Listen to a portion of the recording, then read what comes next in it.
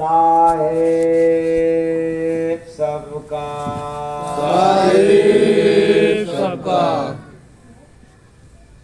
चलो सत्संग में बंधु तेरा दुख भाग जाएगा। चलो सत्संग में बंधु तेरा दुख भाग जाएगा।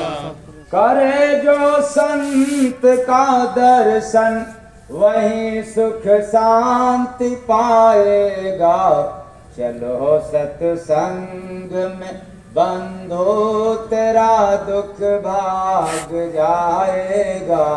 चलो सत्संग में बंधु तेरा दुख भाग जाएगा। ये दुनिया दुख का है सागर, ये दुनिया दुख का है सागर। मिलता सुख घट में ही जाकर, मिलता सुख घट में ही जाकर। सेवा के बल से चलो भीतर बड़ा आनंद आएगा।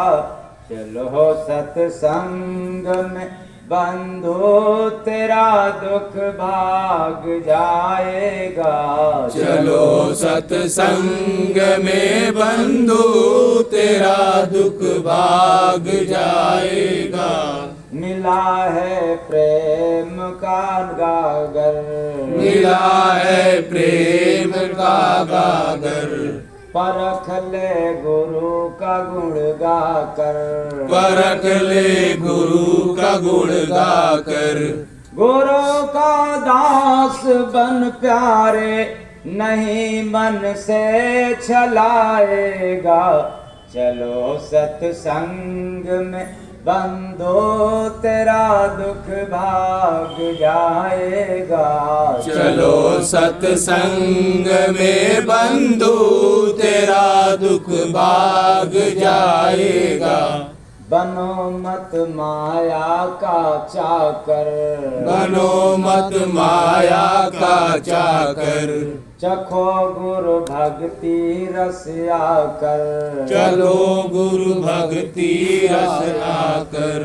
बढ़ो तुम प्रेम के पथ पे तेरा किस्मत बनाएगा।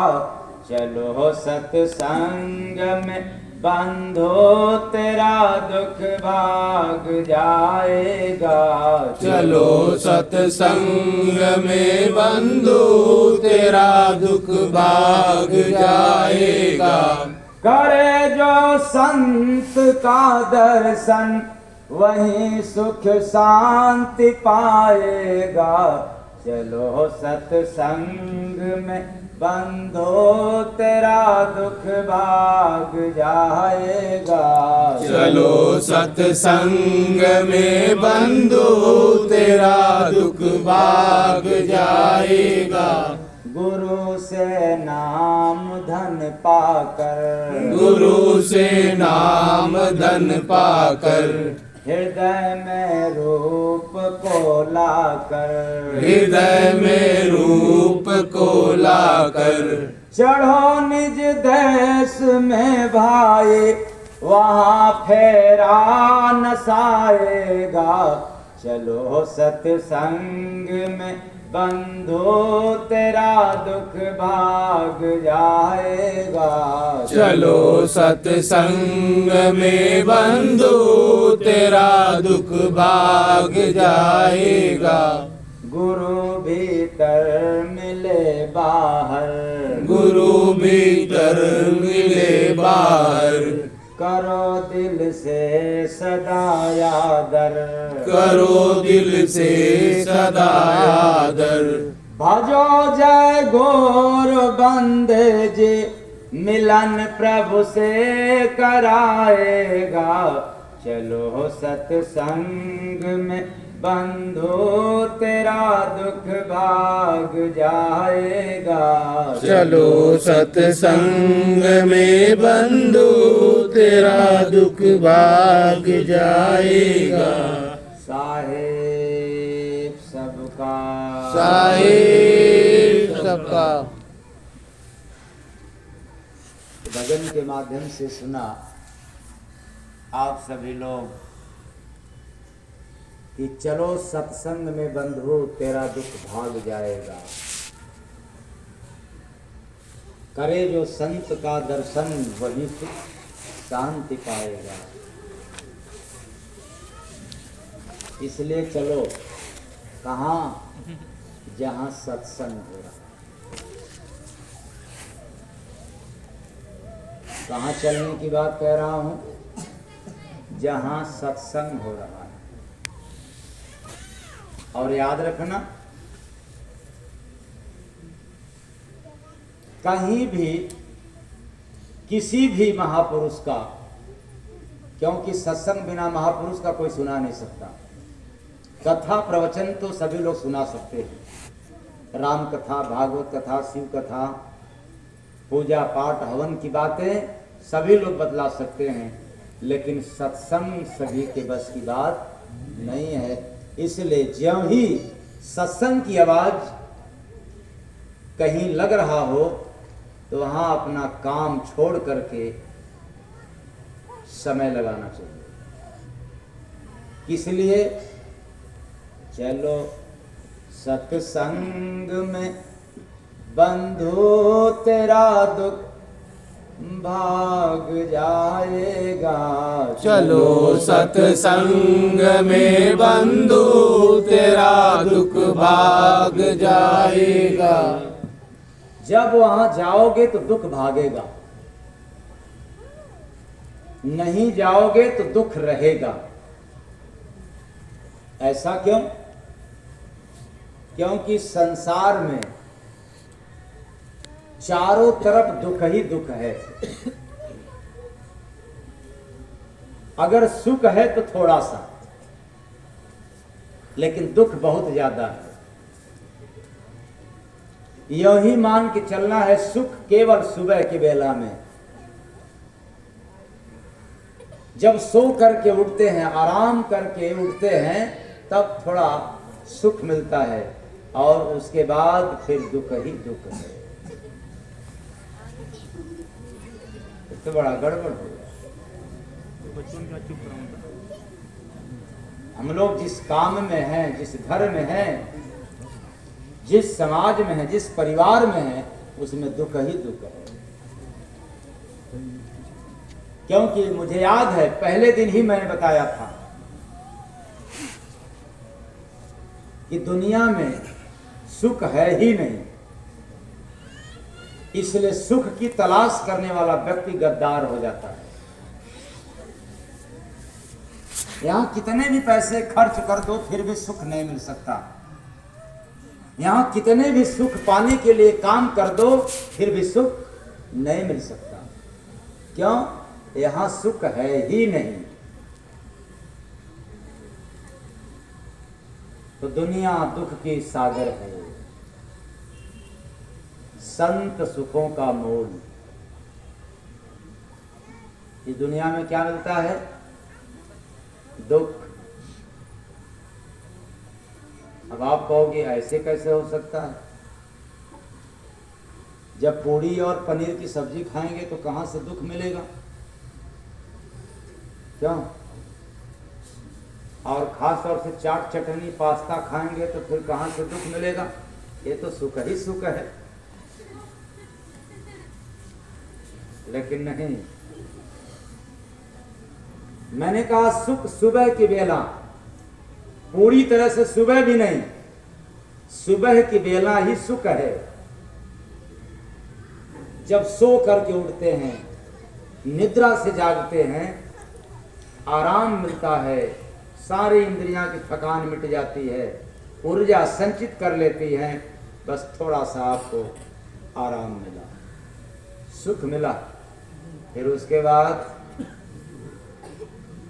फिर दुख ही दुख, थोड़ा सा सुख।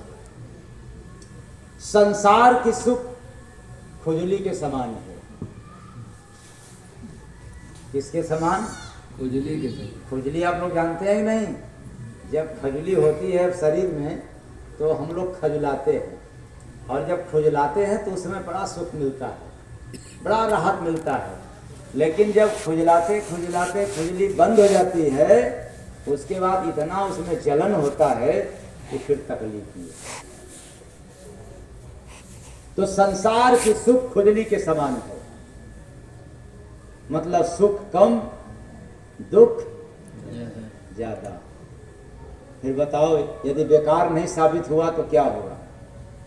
इतना ज्ञान, इतना समझदार वाला शरीर पा करके भी आप जो करते हो सोचते हो नहीं बस मुझे सुख मिले।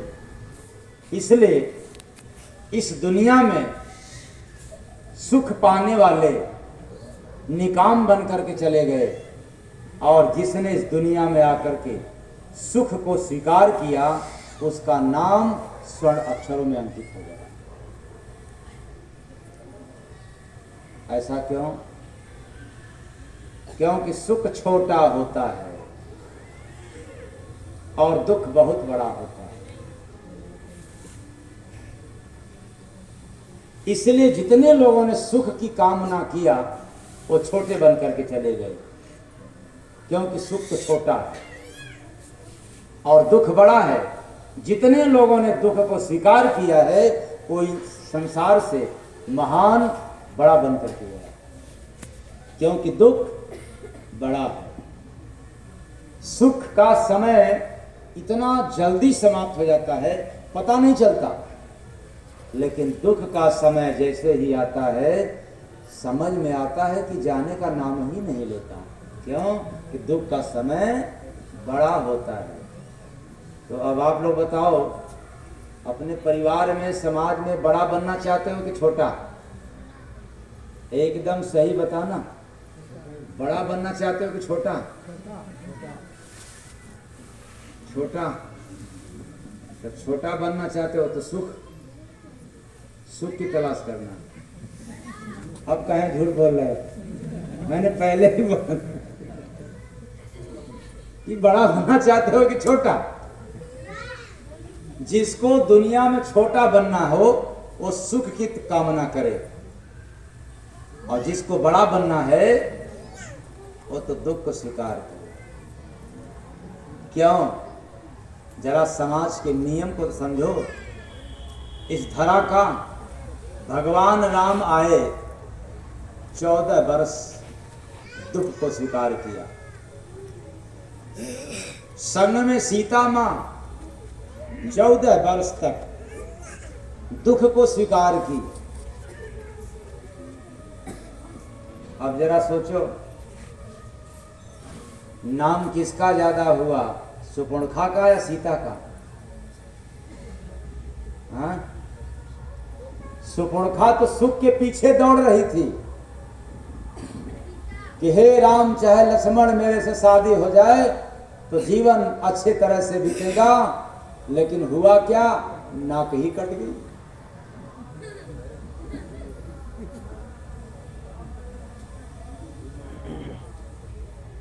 तो सुख की तलाश की, सुपर्णखा तो नाक कट गया, और सीता सुख पाकर के दुख में जीवन यापन की तो सीता मां हो गई, सीता देवी हो गई। आज सभी लोग उनको पूजन करते, बंधन करते।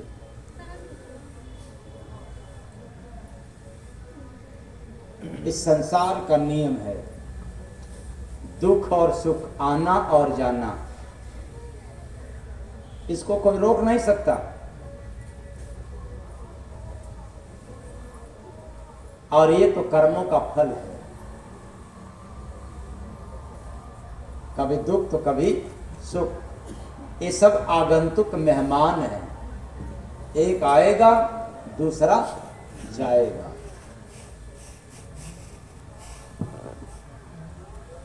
और इस संसार का एक अटल नियम है कि दुनिया में एक ऐसा फल है जिस फल को सभी लोगों को चखना पड़ता है। ऐसा कोई व्यक्ति नहीं है जो उस फल को चख न पाए। विधाता भी इस मृतलोक में आएंगे, उनको भी चखना पड़ेगा, क्योंकि इस प्रकृति का नियम है कि इस धरा पर जो भी आएगा उसको स्वीकार करना ही पड़ेगा। लेकिन ध्यान से सुनना, वो फल कोई आम का फल नहीं है, वो कोई अमरूद का फल नहीं है, वो कोई और फल नहीं है, वही तो है जो कर्मों का फल। कौन फल? कर्मों का। कर्म फल। राजा हो चाहे रंक हो, अमीर हो चाहे गरीब हो, ज्ञानी हो चाहे मूर्ख हो, फकीर हो चाहे वजीर हो, करने का फल सबको भुगतना ही पड़ता है। इसलिए भगवान राम को 14 बरस हंस करके स्वीकार करना पड़ा। बस अंतर क्या है? ज्ञानी हंस करके स्वीकार करते हैं और मूर्ख रो रो करके करते हैं। तो आप लोग कौन है इसमें से, मूर्ख हैं या ज्ञानी? तो ज्ञानी वही है जो हंस करके स्वीकार करे। क्या बात है, तो आना ही था। अरे पड़ोसी ने गाली दे दिया, ये तो देना ही था, इसलिए तो मिला हंस करके। लेकिन क्यों गाली दिया? रो करके। तो कर्म फल अटल है, वो सबको चखना पड़ता है। इसलिए मैं तो इस पर यही कहना चाहूंगा कि जब कर्मों का फल चखना ही है तो ऐसा करो कि ताकि याद रहे कि भविष्य में हमें ही खाना पड़ेगा। ऐसा कर्म करो कि जब आपको उसका फल मिले, अंजाम मिले, तो कष्ट न हो। लेकिन याद रखना, बात चल रही थी कि जो ये कर्म फल है, जो सुख दुख है, इसका आना और जाना दोनों तरह। जो मूर्ख होते हैं वो दुख में बिखर जाते हैं, और जो चतुर होते हैं वो दुख में निखर जाते हैं। जिसने स्वीकार कर लिया वो निखार आ गया, और जिसने नहीं स्वीकारा वो तो बिखर गया। इसलिए भगवान राम अपने जिंदगी में स्वीकार कर गया कि अब 14 बरस मुझे वनवासी बन करके रहना है, न कि अब राजा बनना है। और दिल से स्वीकार कर लिए। तमाम आपत्ति विपत्तियां आई जिंदगी में, लेकिन सबका सामना हंसते हुए किया। और आप लोग तो पति पत्नी में भी नहीं संभल पाते हैं, बेटा बेटी में भी नहीं, बाप बेटा में भी नहीं, तो फिर बताओ कैसे काम चलेगा। पति कहता है पत्नी में कमी है, पत्नी कहती है कि पति में कमी है। बेटा कहता है बाप में, बाप कहता है कि बेटा में। यहाँ तो हर कोई एक दूसरे में कमी ही निकालने में परेशान है। एक पड़ोसी दूसरे पड़ोसी को कहता है कि बड़ा कमी है, बहुत कमी है।